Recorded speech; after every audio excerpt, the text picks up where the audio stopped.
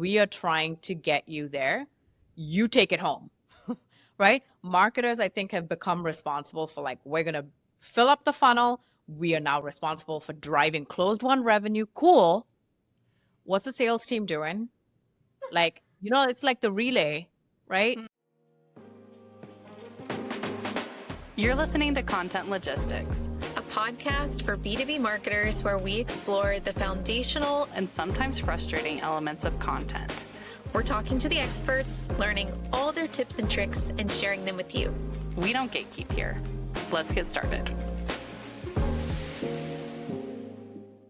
Hello, and welcome back to another episode of Content Logistics. I'm your host, Dallion, and I've got my co-host, Baylee, here with me. We have a really exciting guest today. Her name is Tas Bober. She is a digital marketing leader who helps companies with their landing pages for growth stage B2B SaaS. She is phenomenal and really funny. I think you're going to really enjoy the conversation that we have with her. Tas has worked for companies like Target, Mazda, US Bank, Victoria's Secret, and more. She's the real deal, and I can't wait for you to listen. The focus of today's topic is going to be on landing pages for paid media specifically, and she shares a really fun framework that she calls the Chipotle Method, essentially how to Tetris different types of content into a landing page. You know, you go to Chipotle and they have basically all the same ingredients that you can make into different types of dishes. So she has just a really great way of explaining that we're really excited to talk about today. And just landing pages are so important for B2B companies, particularly in the technology space. We see so many dollars go to waste in this area. And that is really why we wanted to talk about this topic today. So let's get into it. Hi, Tas. How are you? Wonderful. How are you guys? We're good.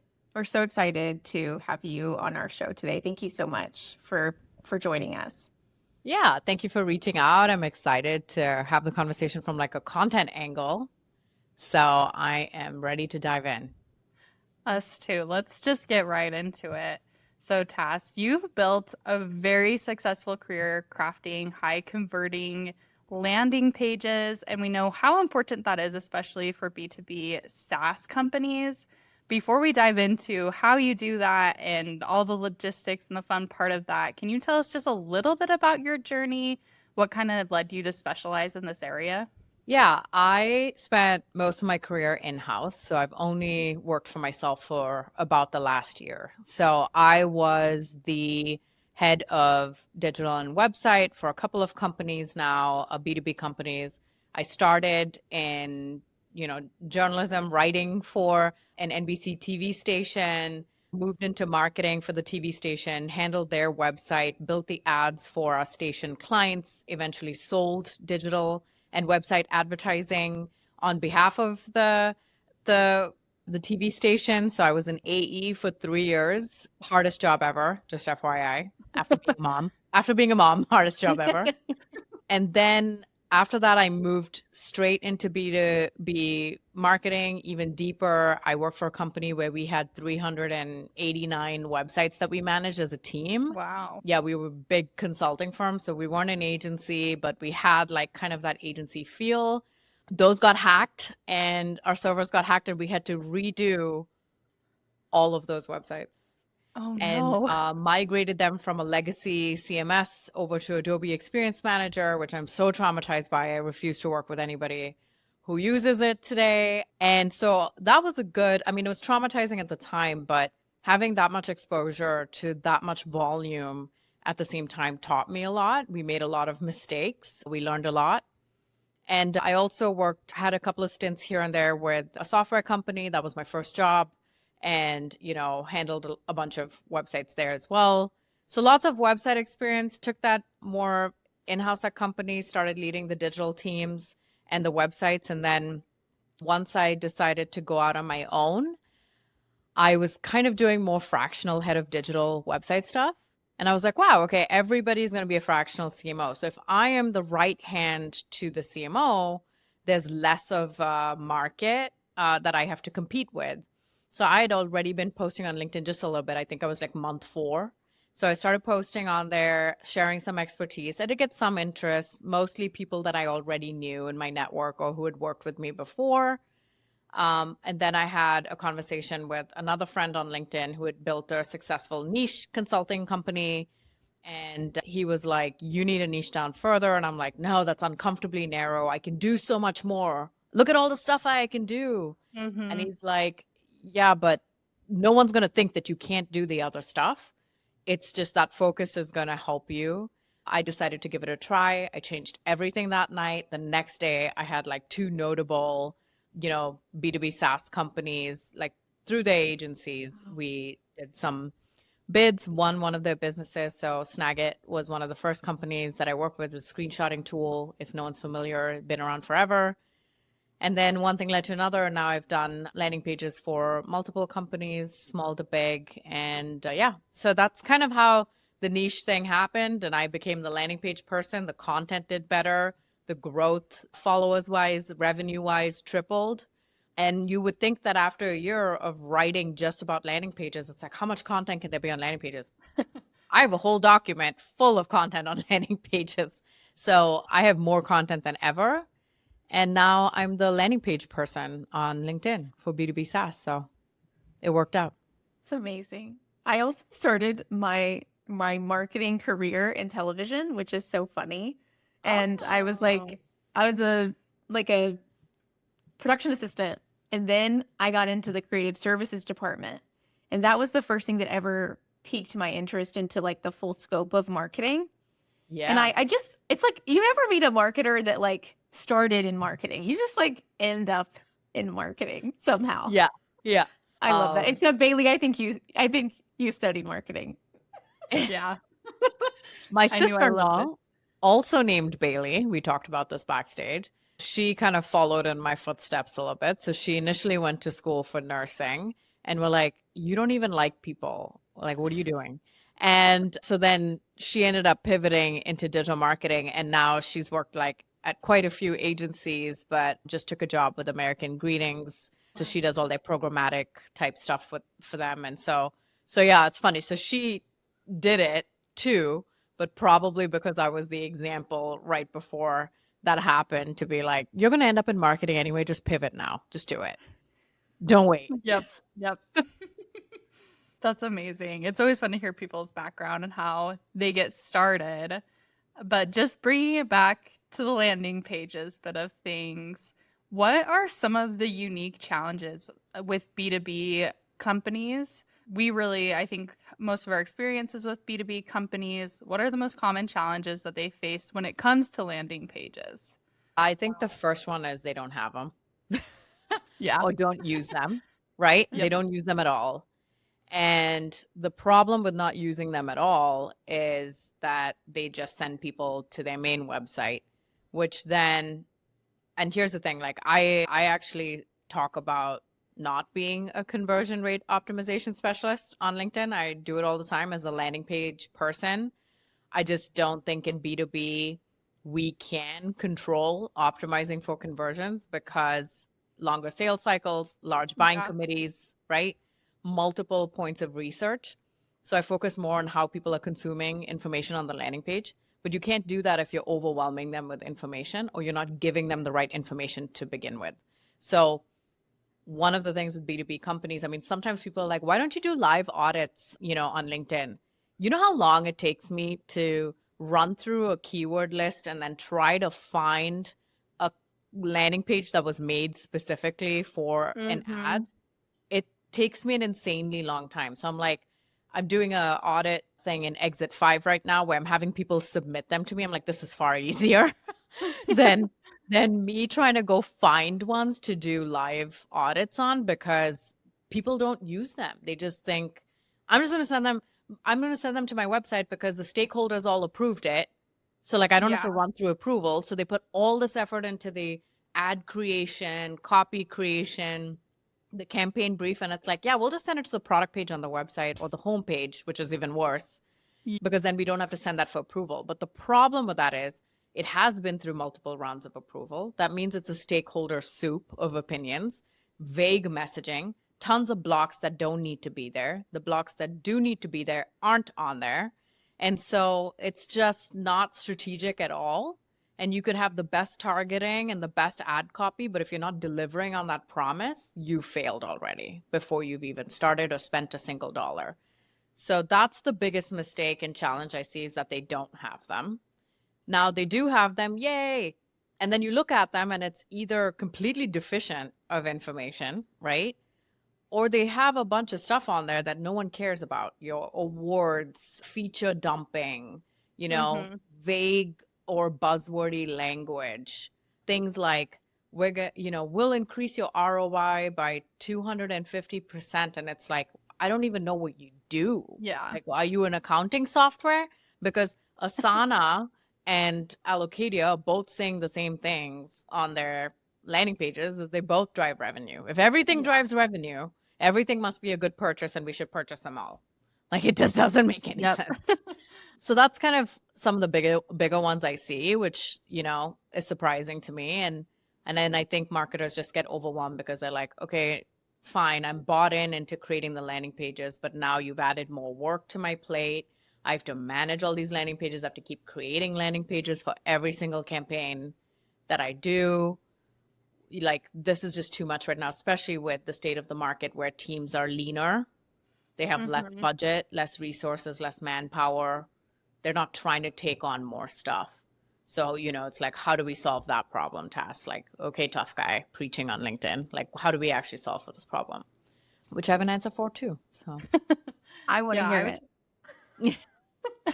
I might add something in real quick. Yeah. But I do really like your point of sales cycles are very long, typically with B2B companies. Yeah. They can take, we have some clients that it takes 2+ years sometimes, and multiple people involved in that process. But landing pages can be such a critical part of that step wherever they are in the buying journey, just because it can help them make that decision a lot quicker, especially if they're comparing you to maybe a competitor and you're spending so much money on ads too to get them to your website.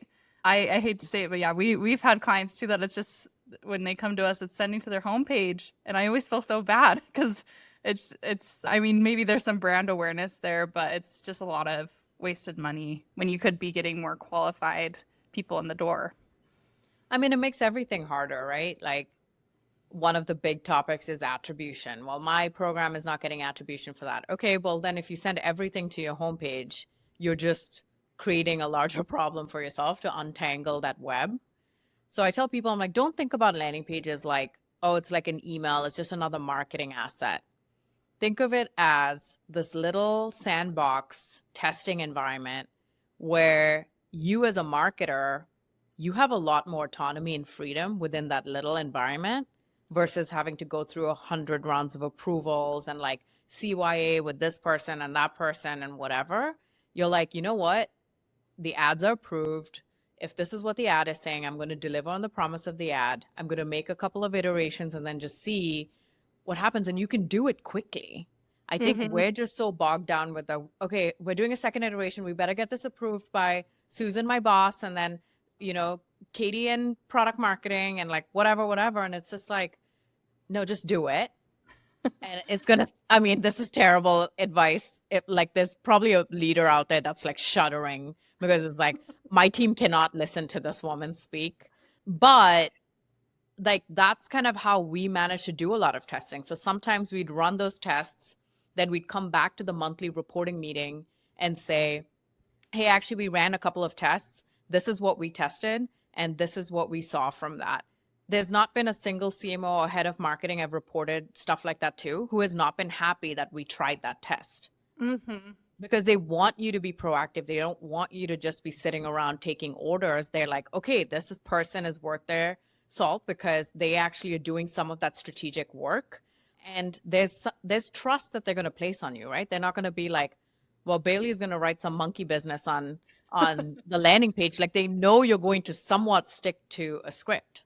At some point, you're not going to stray too far or write something ridiculous. They know that. So I think that's where you have some autonomy in this little space. It's like your safe zone right? Where you can test. You're only sending a small sample of traffic there. So if you do mess it up, you're not messing it up in entirety on the main website. You get to like do a lot of F-ups in a very small environment, but you also come out with some gold. It's like a slot machine, right? So that's kind of what I want people to change the perception that landing pages give marketers all the things that they're crying about, the lack of autonomy. I want to be able to test. I want to be able to do things, I want my boss to be able to trust me, run some experiments, bring data to them. They're going to know that you had the, proactive gene in you to like go after that. Yeah, I agree. I think I love that point that you made about how it really just solves those problems that marketers complain about all the time. Like, we definitely want that autonomy. So let's get into like the meat of this. I don't want to jump the analogy too early. We'll let you explain your cool analogy with Chipotle. Oh. Anyway, you know what I'm talking about? Yes. Yes. I was like, wait, oh my gosh, I've made many, many analogies. So I was like, which one are you talking about? I feel like, sorry, sidetrack. This is very relevant. Did you see the new CEO? The Chipotle CEO got moved over to going Starbucks. to Starbucks, I think. Anyway. Right? Uh-huh. Yeah. Yeah. So this Chipotle analogy is like right on target right now. It's with what's going on. I'm glad that Anyway, Chipotle was seeing growth still consistently while I'm still using this analogy, and that he's going to go over and help Starbucks and not the other way around. Like Chipotle is the one that needs help. I'm like, oh crap, I got to come up with a different analogy than a dying business model. But yeah. Yeah. So this goes back to marketing teams being lean. And one of the things that I also see is they either have no landing pages or they have too many, right? And so what ends up happening is they have all this technical debt. So they have 60 landing pages, then the marketer leaves, the next marketer comes in, it's like, I don't even know what landing pages are running. No one has them documented. The web team's complaining because there's tons of these landing pages out there and we don't know if they're live. And, there's a lot of that going on. And I'm like, okay, you don't need all that. You don't need a landing page per keyword. You don't need a landing page per ad, especially now with the onset of AI, like top of funnel content's going to be very like commoditized. So what's going to make you stand out is stuff about your company. And I don't mean your awards. I don't mean that stuff, right? We're talking about your product information, your capabilities, right? Your immediate, like the Fletch guys call it the first order benefits. Like what is the immediate outcome of utilizing the product? And then your differentiation in the market, essentially, for your ICP, right? So those core factors aren't going to change like rapidly. They're going to maybe evolve over time. But what I talked about and how I help my clients build their landing pages is utilizing what I call the Chipotle Framework, which is typically when you think about writing a landing page, you think about writing it page by page, right? I'm going to start with the hero, and then I'm going to talk about the social proof, and then I'll bring in the solutions thing. And, this would be a really good spot to just like throw in our integrations in there. And, let's go find this case study from our bucket of 3 case studies that we just use over and over again on the entire site.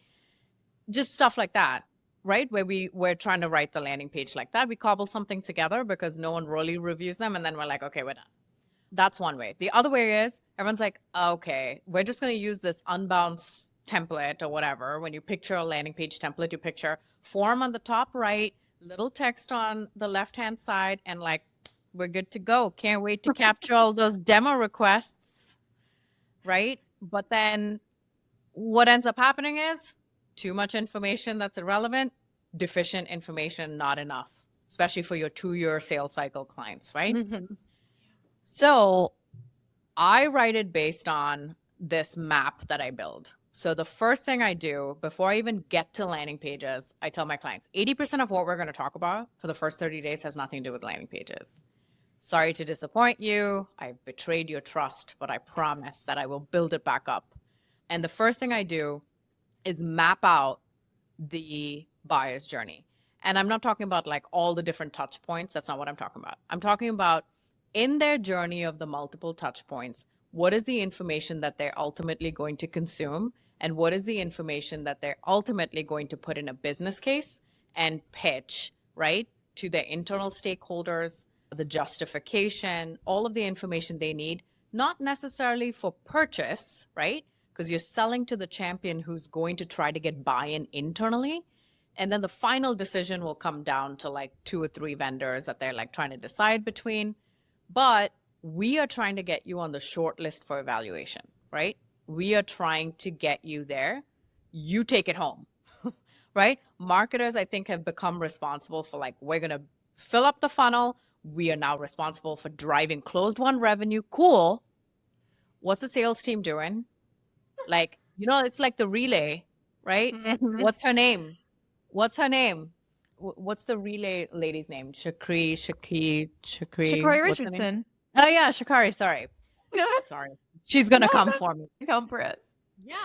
Like, she's running past at the final stretch, but it's like we so really good. are relay race, right? So marketers are running, right? First point of contact, second point of contact, third.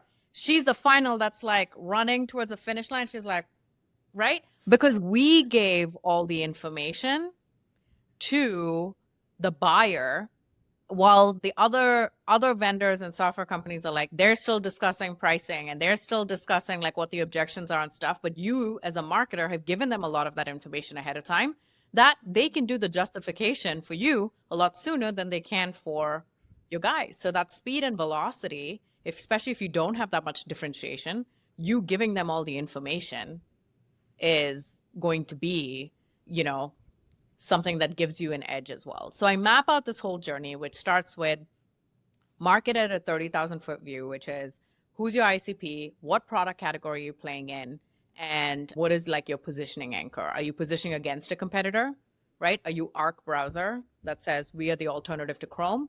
Or are you doing it based on a use case? So Calendly says we make scheduling meetings easy, right? Use case. Mhm. So that's kind of 30,000 foot view. Then we look at the market right now, which is the alternatives, right? What's your ICP doing if you didn't exist? They're probably doing something manually. They're cobbling together some other tools that weren't really meant for this use case and trying to get it together. They're using one of the competitors, and the competitors do these things great. They do these things terribly. And then this is where we can win. So that's kind of looking at your differentiation. And then going into like, in an ideal world, what would this look like? And this is from April Dunford's book with the ideal world, which is, in an ideal world, what would the perfect product look like? And you may not even be that perfect product, right? But it's a way to level set with the buyer to be like, this is what they're kind of imagining they need in order for a solution. It helps with your roadmap stuff too. And then going into your proof, which is my favorite part. And I do 2 things. One is, yes, the testimonials that the company gives you. How much does someone trust that? And source testimonials, which are from other websites like G2, Capterra, Trustpilot, Reddit, right? Because a lot of people think G2 and stuff is pay to play, which is soon going to be illegal. Yay. But, looking at those pieces to see what people are saying about you when you're not in the room, handling any objections via the FAQ section, pricing, which I strongly recommend at least putting a starting range, and then finally, what is the ask that you're making of them? That is essentially the whole buying journey, right? At some point, they're going to come up with something. They are looking for this product category. They're experiencing this problem. Oh, I forgot the biggest part, the product. Mapping out the product, which is, what are the use cases? How are they doing it today? And this is the value proposition canvas by Fletch PMM, they let me borrow it. They help with positioning and messaging. Go to them if you need help with that. But I use it to understand your product. So I map that all out with your capabilities, your features, your benefits, and then your, value themes essentially that come out of there. And so taking all that information, I actually write landing pages like the Chipotle framework, which is you're looking at those ingredients, right? So you have all your meats, right? So that could be like your ICP, you have your like condiments that's around your product and the features. So you have all of these different things you're putting in. You have your base, which is your, like your product category. What do you do? What are your differentiations? So you have all of those things. And then it's the same ingredients. You're just packaging them up different based on either the ad that you're driving to those landing pages or the keywords, right, that the person is putting in. So I say that you only essentially need somewhere between 5 and 9-ish landing pages, depending on your product mix. It could increase because I really recommend one landing page per product or per segment, right? So if you have one product, but it serves sales and it serves marketing, I would say you'd need a landing page for sales and a landing page for marketing because the use cases and problems are likely different. If you have same segment, multiple products, you're going to have a landing page per product, right? Even though it's the same segment, because the use cases for the product are going to be different. So essentially there are like 6 frameworks, and everybody has a framework. So I'm like, I never sell the frameworks themselves. They're more like guidelines of like, this is in essence what I think you need. And the best part about this is you don't need 60 landing pages and you don't need to send them to your homepage. You can just create this core set of like 6, 7, 8, maybe 9 landing pages eventually, depending on your mix. And you can run them forever. Maybe over time, your value propositions change or evolve a little bit, alter it a little bit, evolve, but this is your little testing ground. It's almost like a microsite of landing pages where people can come to, you can direct traffic, see what's resonating, and actually have that inform what's on your main website, because now you have a way to send your very specific ICP to these landing pages, right? To see how they interact with the content. So the Chipotle framework, but landing page wise, is the first one is called like a primary offer. And that's basically if you have multiple segments you serve or multiple products, this is a good like introduction to my company page, right? So your overall value proposition as a company, yes, this is what we do. These are the problems that we solve. Here is who we solve it for. So it could be HR, marketing, sales, or it could be here are other ways we solve the problem. Product 1, product 2, product 3, some overall proof, right? And FAQs, and make the ask. The ask would be, your demo or a free trial, whatever it is, right? So that's like the first one. Second one is more product specific. So now your value propositions per product are going to be different than your overall value proposition. So that could be that depending on how many segments or products you have. That's one page. Another one is called a comparison page, which is basically highlighting your differentiation in the market. This is the way you're doing it right now, but this is probably a better alternative, introducing our solution, right? So you're handling the differentiation, pricing, demo. And then I have one that's my favorite that I call the trust page. So if someone is looking for, Calendly reviews, it would go to this page that would in essence have, some kind of, it's basically dumped with social proof, but in a strategic way. So like the hero might say something like, see why 20 million users have used Calendly for their scheduling needs. So you're acknowledging the product category. You're saying 20 million users. So, who they're targeting. You can even say like 5 million marketers. So if it's a marketing specific one. And then you would highlight light proof, which is just a 1-2 punch proof points right up top. You go into like some of the problems that you're solving, your value proposition, more robust proof, FAQs, and the ask, right? So again, you can see that the ask is on every page.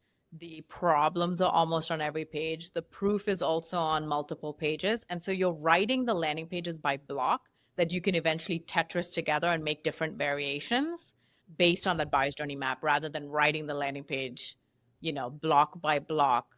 And then every landing page looks different, right? So that's a way marketing teams can do more with less, is just zooming out, big picture, write it like that, Tetris it together, and then make it repeatable for yourself. And that's your starting hypothesis that you're walking into. And then you're going to let the data lead you after that. That was a lot. Yeah, let's maybe recap that. So 6 different types of landing pages. Do you mind just recapping those and letting us know what type of ads you would recommend for each page? Are these mostly Google search ads? Are you doing LinkedIn ads? All of the above? Let's just give them some background. Yeah. So the first thing I need you to do is map out the buyer's journey for your product, right? all of the things that I stated before. What is your market? Who's your ICP? Who are your competitors? How you win against them? The alternatives that users are doing today if no, you and your competitors didn't exist. And then map out your product. As a marketer, and I didn't do this enough in-house, learn about your product. Learn your product. Understand all the features, why they would use it. Do not feature dump, but you can bucket them into these like contextual themes that you can put on the landing page, right? And so mapping out the entire product, getting some like buckets of proof, but the proof has to be relevant to each product and each segment. I see people using the same testimonials on every page. Don't do that because it gets redundant, right? They want to know that it's specific to this product, specific to this ICP in each page, right? So collect all of that in one place. All the objections are going to come from your sales team, sales calls, right? Don't put pseudo FAQs on there that no one is actually. Here's a frequently asked question that no one's asking, but we're just going to put on there like, has X company won awards? No one has asked that. Do not put that on there. No one cares about your awards. No one. Do not put that on there. And so actually use FAQs because FAQs are the most engaged with block based on my tests that I've run. And then if you can, you should put pricing on there. Do not offer pricing if you're not going to put pricing on there. Do not say, here's a pricing page and there's no pricing on there. Terrible So experience. frustrating. And then tell them what to expect if they do engage or give you their information. So that is kind of like the whole buying journey, and you're going to write blocks based on these specific areas, right? And then you can Tetris them together into one primary offer, your overall value proposition as a company, who you serve, or how many products you have, right? Second one is going to be your actual product or segment page, which is now your value proposition by product or by segment. That's going to be one. So this is where I see a lot more repeat pages because you have multiple segments of products. Third one is comparison. Your differentiated value is highlighted the most here. You're going to have trust, which is highlighted for reviews. And these are the ads that are going to be, Calendly reviews. Or if you have an ad that actually shows reviews and it's a retargeting ad, that's something that could go to the trust page. If you have your comparison, like, Calendly versus HubSpot for scheduling, right? That's where it would go to the comparison page. If you don't have a standalone HubSpot versus Calendly page, this is a good place to capture that traffic from a keyword perspective. Or you could even run ads on LinkedIn that are like, are you looking for a calendar, scheduling tool? Here are your best approaches in the market. So it almost takes an agnostic view rather than you pushing your product on someone. It's like, I'm going to put the buyer's best interests at heart and,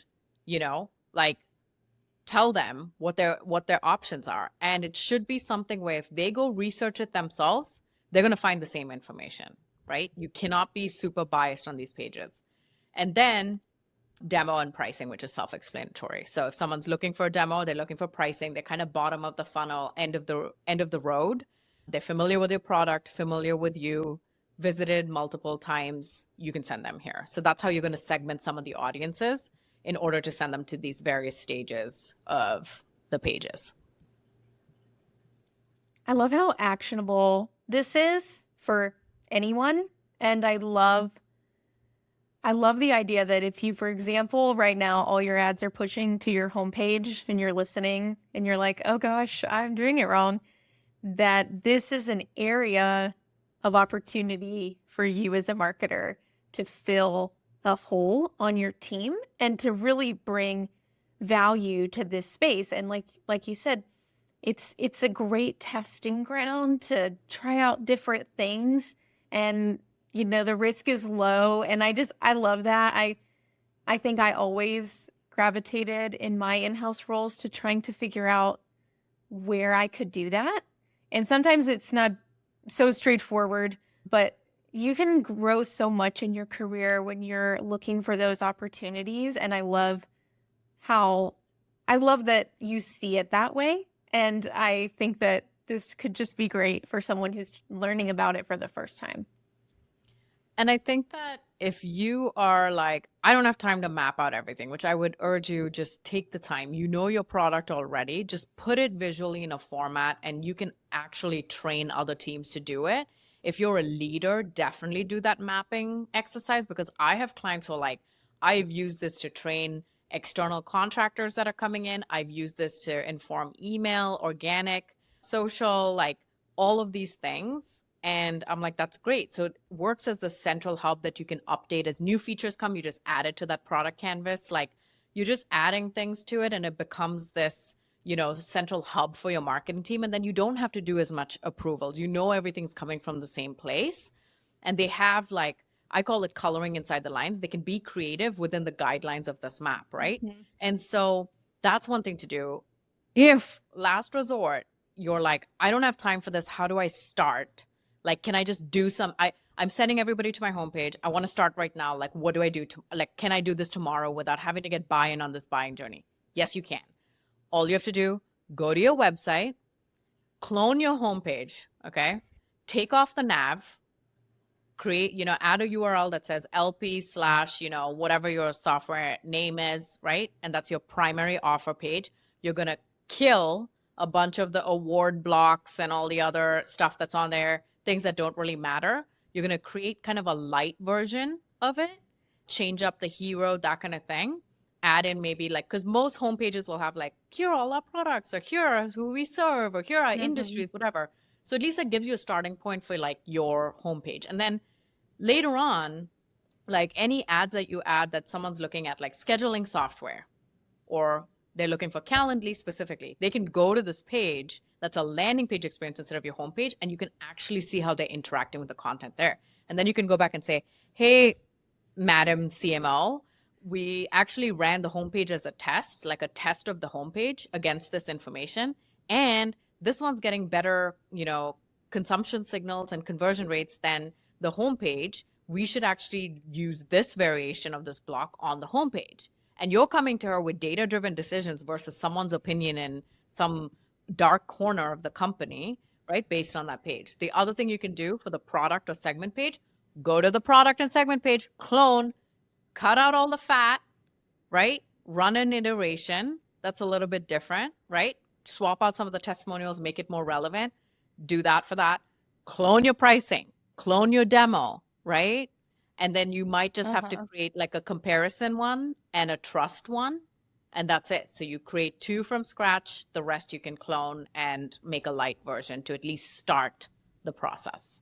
Yeah, that's like such an easy way to get started. I remember at one of my old jobs, my boss and I would go back and forth about this was more about content. We were creating blog posts. Yeah. And he just wanted me to use a transcript from a podcast essentially and have that be a blog post. But I was doing like keyword research. Anyway, we kind of tested that. I had his go live on the website. I made one that I did some research on. And side by side, he was like, when I finally showed him the results, he was like, I understand now the method to this madness. You did research. I understand why. We just need to spend a couple extra minutes to do this behind the scenes. So I love that idea of just getting started with someone. And when you can back it up with the results, it is so much easier to buy in and get the resources you need to keep doing it. And I think that if the results suck, share it anyway. It's not about like doing this isn't about like justifying your ego or, your decisions and your autonomy. It has nothing to do with that, because it'll actually add more trust and credibility that you went to your CMO and you're like, hey, I tested these things. They all sucked, but this is what I learned from it and why the homepage or whatever is better. Because sometimes I'll have people say, actually, my homepage does convert a lot more. And I'm like, how many pages is your site? And they're like, oh, it's only like a 5-page site. I'm like, yeah, then send it to your main website, because you don't have a 2,000-page website with a bunch of like, old information on there and lots of legacy stuff. So if you have like a 1-page website or 2-page website, fine, send it to them. There's not that many places they can go. So like, don't kill yourself over trying to create a whole like, different environment for that. So it's very nuanced. It is very contextual, but most B2B companies could benefit from running that. And just be transparent and open whether you win or you lose, because then when you share something where you win, she or he trusts you more, right? Because you were able to also share when you lost. And they will know at that point it's not about your ego. You truly are trying to see what does and doesn't work. And sometimes that just involves taking a risk, right? So good. Baylee and I, if you're watching on YouTube, Baylee and I are like nodding our heads so hard. Like my neck is going to hurt. I'm like, we're just like in agreement with everything you're saying, and our heads are just nodding. Good. I'm glad. I don't like being challenged. Don't challenge me. Since we're talking about ego, don't challenge me. No, I'm kidding. People challenge me all the time, which is great. I challenge myself. Like I learned some wild stuff from testing that I just didn't. I was so adamant about don't have a navigation on the landing page. And then I had someone argue with me, and said, no, can we put a landing page? Can we put the nav on there? And I'm like, no, but we can compromise. Let's do like anchored links, like just test a navigation. Cause I wanted to prove to him that people are, if you present a navigation, they're going to click on it and they're just going to leave. So let's just do this like anchored nav where it doesn't actually go anywhere except places on the page. But it ended up being a secret hack because another thing we saw was that people were just jumping straight down to like the FAQs, the testimonials, and like, Wow. and they're all lower on the page. So instead of people bouncing, like 70% will bounce, after the top of the fold, we actually got more people going down below because we gave them a way to get down below faster. And then we saw a lot of people were interacting with the FAQ block. So it's like just spiraled into like all of these things that we learned because we presented them with the option to navigate within the page. And now it's something that I'm like, okay, we should do that more often. I should test this with other clients and stuff too. So I have to put my ego aside daily, which is very hard for me to do, but that's the good part of it. It's like, it's funny because people will say, I behave like this and I do this, but then when you actually watch session recordings and you actually like look at the heat maps, they behave very differently when they don't think anyone's watching, right? So Big brother. That's crazy that we can track all those clips and everything though.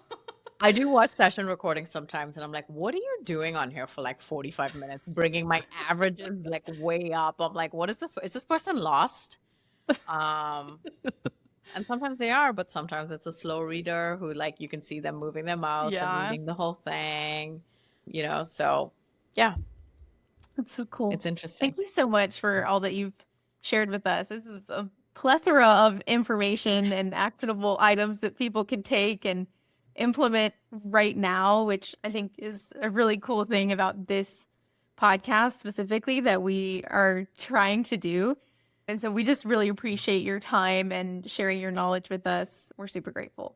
It was a lot of fun. I did go on, I think, the longest rant I've ever gone on with a podcast, but I was in teaching mode, so I just went for it. I think it's a lot of We're here fun. for it. We loved like, it. I do have one question that we're asking all of our guests. I want to know from you what your biggest content marketing ick is, or it can be landing page related. So what's your content marketing ick for us? I think the first thing that comes to mind is gated content that isn't worth gating. I actually have no problem with gated content. I have a free resource hub with all landing page, like 155 landing page B2B marketing website related content in there. Like all of my LinkedIn stuff I've ever posted, graphics and all are in this resource hub. All I ask for is an email. I don't email those people. I don't do anything. I just wanted to know an accurate count of unique people on there. Maybe one day I'll use it as an email list, which is fine. But people have told me it's been very valuable because they get to have access to all this landing page stuff, which is cool. But typically companies will do like these reports and, state of whatever 2024. And it's like, yeah. And then the report's not that good, or they have an ebook that's something like how to do X, Y, and Z. And you're like, okay, this sounds enticing, and then you download it and it's like, oh, thanks for regurgitating all the information I could have gotten on the internet from like the first 2 pages after search. You're not giving me anything substantial you just basically baited me into giving you what's most valuable to me for my digital like identity, which is my information. And then you're harassing me for my time based on some bullshit content. So to me, that's the thing. It's like, if you're going to put out bullshit content, then just don't even gate it. Don't even bother. If you want to put in the effort, fine, but just don't even bother. Make it a blog post and let everybody live their lives, right? If you're going to gate something and promote the crap out of it, it better be something that's valuable. And what I've seen do extremely well are things like templates or booklets or workbooks and things like that. Those can also be crappy. I've seen really crappy versions of those too, but at least it's something they can take an action on immediately versus like just a bunch of fluff. And two companies I think do content and reports extremely well, and that's Hockey Stack and Chili Piper. And both of them put out like a demand gen one, and the other one put out like, you know, their whole study on demos, which I quote all the time. I was so invested in both those reports. They were not gated. They're straight up on the website. They all promoted it on LinkedIn, and they didn't ask for anything in return. And like, I'll never forget it. That's why I'm quoting them here, because they actually gave me valuable information that I quote, I use in my work. I use it to validate a lot of my findings, that kind of stuff. So either give them something they can action immediately, or give them insights that they can immediately utilize, right? For whatever purpose, their collateral, making a justification, whatever. Give them stuff that's actually worth giving them. Yep. So good. I'm right there with you. I've gotten some pretty bad downloads and given my email away. And you're like, oh no. And that's why my husband lives a double life as Testy McTesterson with a Google number. So that's what he fills out all the gated forms with, is first name Testy, second name Testerson, and a fake number. Brilliant. Yeah. So good stuff. I'm like, you know, you're married to a marketer, right? Like, this is like straight up disrespectful to me. He's like, well, I don't know what I'm going to get. Am I going to get some like crap, or am I going to get something good? But either way, I'm not putting out. I need to see what actually is happening. I'm like, oh, okay. I see what this is. Okay. So we're coming up on time. Just last question. Where should people go to find out more about you? LinkedIn's the best place. I do have a website. You can search for that too. It's delphiniumsolutions.com. I do walk through like a lot of my process with, you know, SaaS, my pricing, everything's out there. All the things that I said I do for the landing pages, it's all out there. I don't hide anything. So please go look over there. But I'm most active on LinkedIn. And so if you want to talk to me, you have questions, people send me questions all the time. I'm happy to answer them. I put out content on landing pages, website, and making fun of B2B like every week. So please come. It's good content. And thank Very you. good. And say hi. And then, yeah, that free resource hub as well. It's linked on my profile. So come at it, take it, go forth, conquer, you know, do your best. So Thank you for spending time with us today. We really appreciate it. of course. See ya. Thanks for listening to this episode of Content Logistics. If you enjoyed listening, you can follow Content Logistics wherever you get your favorite podcast. Or access all episodes at marketersindemand.com. Bye.